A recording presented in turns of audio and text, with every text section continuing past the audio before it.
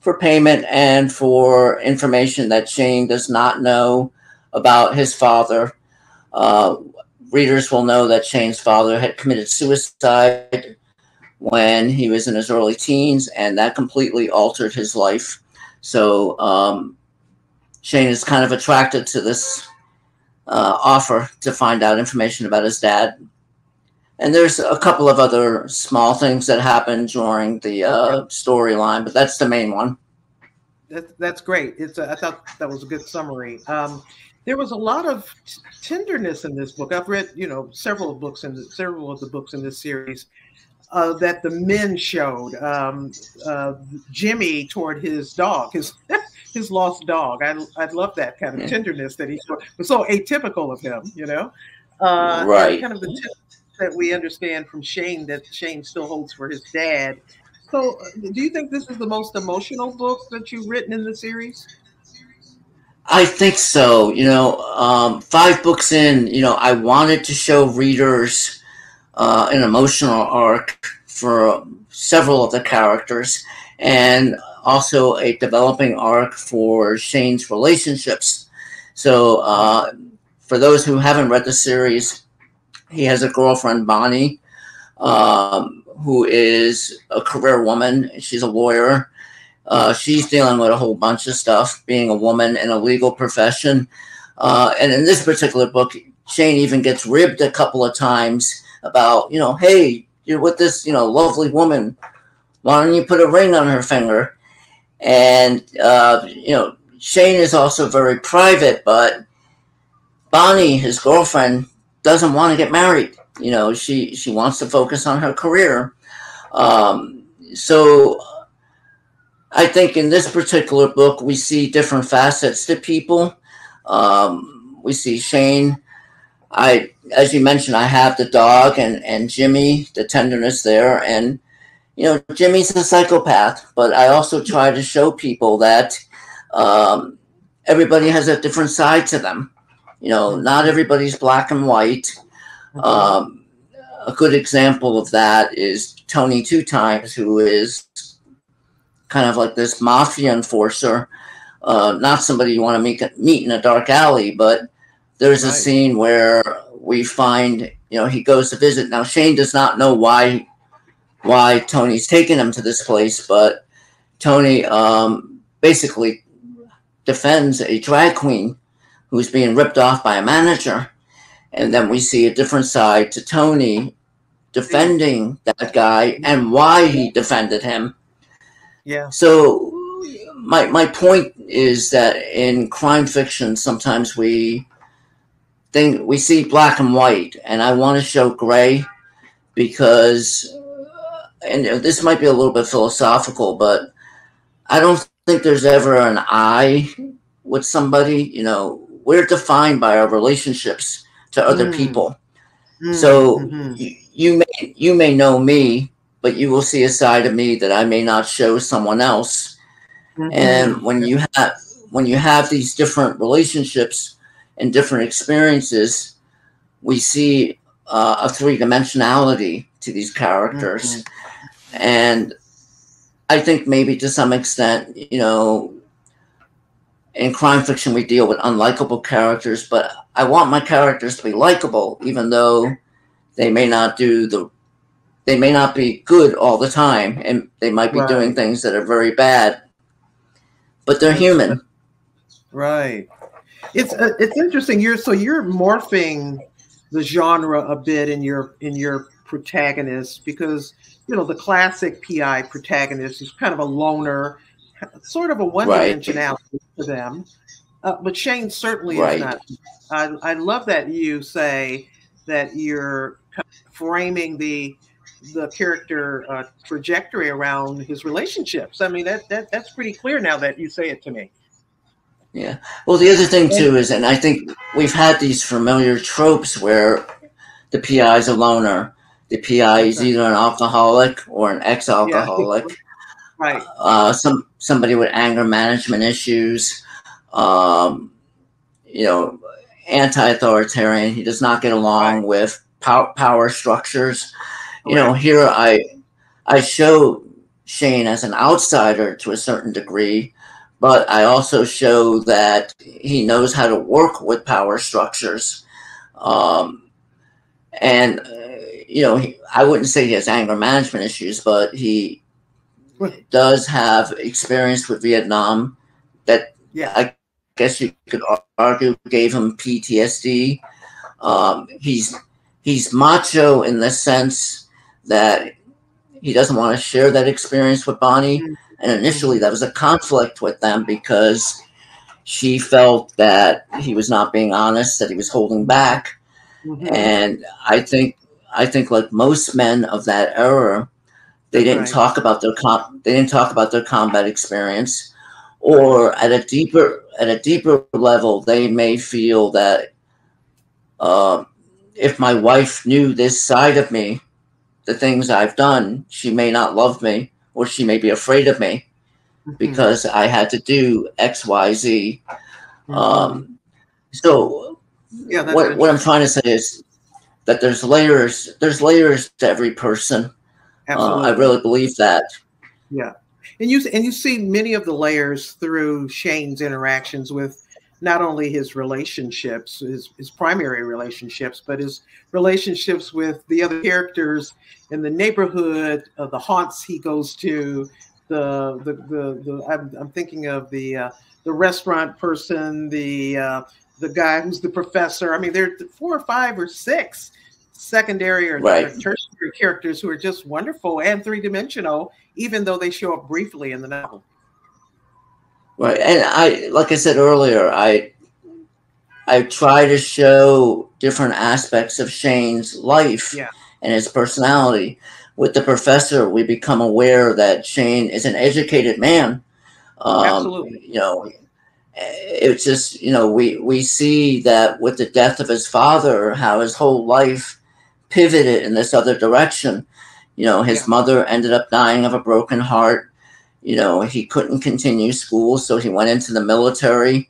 He didn't know what to do with himself. I think, trying to show character by decisions, good and bad. He's non-judgmental, which I think makes him an exception to the error. He's not racist. He's friends. Yeah. He's friends with. He's friends with John, who is African American.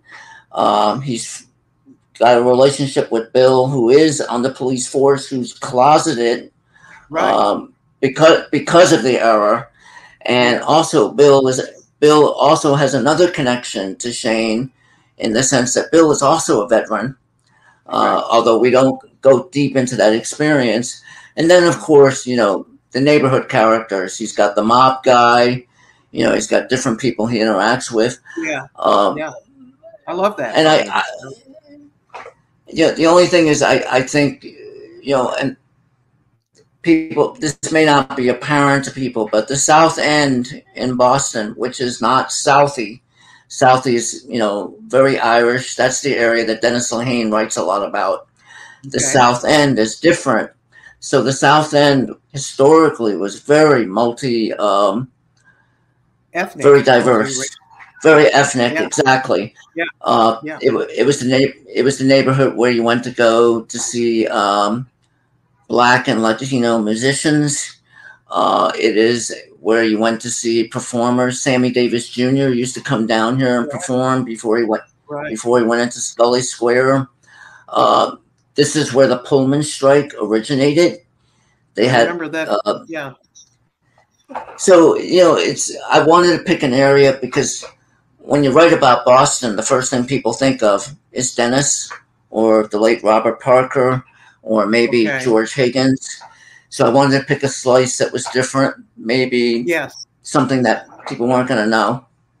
That's right. And I think your series certainly picks not only an area, but an era that's not always the focus of crime fiction. So I really love that part of it. Tell me about this. Shane is so philosophical, and he's so well read, and he'll riff on the classics, or he'll riff on popular culture. very astute in music. I mean, he's a Renaissance man in a lot of ways. I really like that about him. And at the same time, I like it that he can take a punch, which he did a lot of times in The Big Life. So I mean, Right, right. to me, that's a big turn on. I don't know if it is for everybody else. Well, I put aspects of that in his personality because I also, wanted to figure out ways of conveying the era to readers. Because I'm aware now, now that I'm in my mid-50s, that there are readers out there who do not know the 70s, or Yes. they might know a cliche of it. They might know disco, but they might not know the on-the-ground reality. And I think it was a very cynical time, in my opinion. Now, I was a little kid then, so when I say that, I'm sort of saying that looking over my shoulder, because when you're a kid, you just, you're living it, you're dealing with it. You don't really have perspective until you get older. But it was an error that I think would shock a lot of people because I'll give you a good example. My grandmother could not buy a refrigerator without getting her husband's permission. Sure. Yeah. And she went down to the department store. She knew the salesperson, knew the store. They've been there a gazillion times. And not only did the guy say, "Oh, Helen, we need to call John to ask him if this is okay." And then after that, now meanwhile, my grandfather's at work. He just said to her, go down and pick the refrigerator, write a check. So she had the checkbook. Then on top of it, takes out the checkbook and gets told that they have to ask the husband, my grandfather, and then they have to call the bank. They have to call the bank to get permission. Yeah. Now my grandmother was ahead of her time. She said, "The hell with this! I'm going to go get a job. I'm going to pay because I want my refrigerator." Now my poor grandfather comes home. He sees no refrigerator. He thinks there's going to be a new refrigerator. So he goes, "Helen, what happened to the refrigerator?" And she had a few choice words. She's like, I'm going to get a job. I'm going to get my refrigerator." And so my grandfather knew to pick his battles. So he's like, "Okay." Yeah. But it was a different era. It was definitely a different era. And you do such a nice job, I think, of keeping folks steeped in the era, even across the series. I don't remember which book it was, but you get a look at into busing. You start to understand some of the energy around busing. You and I talked today about the new movie about Shirley Chisholm, which is in that same era. And I had forgotten that that's the first time that 18-year-olds could vote in national elections. Before that, you had to be 21. And so I understand what you're saying about it. It's a cynical time. And it's also a time of great possibility, it seems to me. Young people are protesting. People, we got Kent State. I mean, there's so many pivotal kind of things happening in that time, too. And I think one of the things that readers have to be aware of is that this was a time where women were really coming into the workforce, and there was a lot of resentment. After World War II, coming back into the workforce. Yes. Right. And, again, talking about my grandmother worked in the factories during World War II. So women had a taste of that autonomy, and then they had to give it up and go back. And one of the things that you mentioned, Shirley Chisholm, one of the things I found very shocking in that movie was you would have thought that she would have experienced overt racism. And she did. But she said, she made a comment. She says, "I got opposition from men, period. I got resistance from men of color." Yeah, that's right. I expected it from white men, but I did not expect it from African American men. And the one thing I do want to tell readers is that if anything, I feel I downplayed the racism and the language in that era, because I remember as a kid hearing the language from both sides of the street. Yeah. Mm-hmm. You know, white people call black people things, black people call white people things, black people call black people things. Yeah. You know, none of which I would feel comfortable saying. But it's a reality that I think people forgot. Yeah. You know, I think today we're maybe a little overly concerned about offending people. You know, I mean, but the reality, if you want to be truthful, is it was a pretty raw. Yeah. Right. It was a pretty raw era. Nobody blinked when they said words. Yeah. So yeah, that's a good point. So I want to wind us down a little bit. I'm looking at the time. Okay. Talk to me a little bit more about where you see the series going, where you kind of left us in The Big Lie with a cliffhanger for Shane. Certainly an emotional cliffhanger. Where do you see the next book or two going? So without giving away that cliffhanger, I think I have to make a decision with Shane based on what happened or what's revealed to Shane. He has a choice. He can either go very dark. Or he can try to figure out a way creatively to take the negative and somehow make it positive. Yes. In addition to the other things he's juggling in his life, you know, his relationship with Bonnie, because I think one of the things you see in The Big Lie is Shane is getting into these situations where if he tells Bonnie XYZ, that might create an ethical problem for her because she's a lawyer. Right. That's right. So, but they've also had this ongoing tension of, and I think this is a very male-female thing. You're closed off. You don't tell me everything. You don't communicate. Right. And he has to explain to her there's reasons why I can't. And I also think there are times where, you know, Shane is seeing, without giving a detail away, Shane is seeing that there are times where Bonnie's not telling him everything for good reason. Yes. So I think that, you know, I have a creative issue or dilemma to choose. Now, if I have Shane go dark, does that mean there's redemption? You know, does he go through his dark night of the soul and then come out? Right. Or does he take the higher road and not exercise a will or an instinct that people would want to exercise?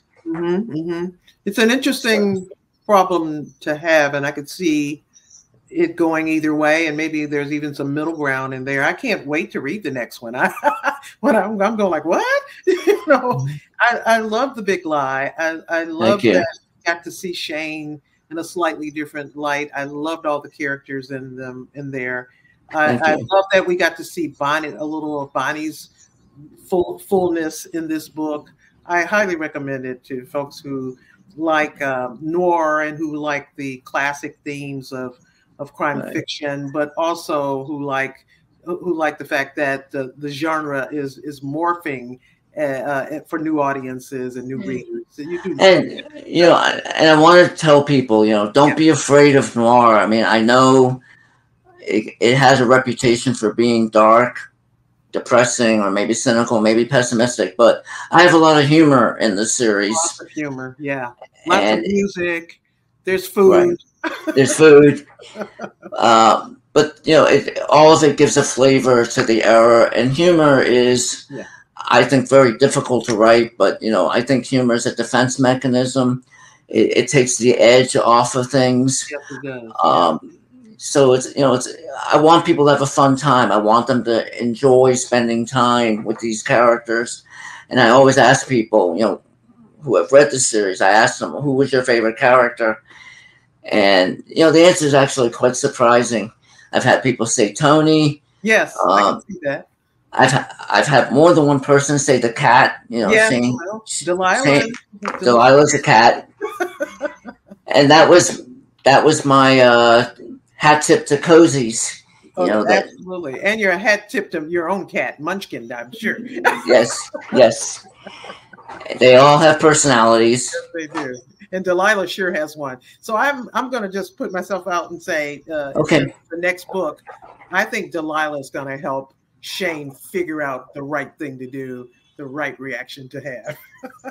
Yes. And let me just invite readers to take a look at The Big Lie and the complete Shane Cleary series. It's really a wonderful read, full of all the characteristics you just described, Gabriel. It's a joy to talk to you always, in person or virtually. Thank you for being with me. Thank you very much. Glad you enjoyed it.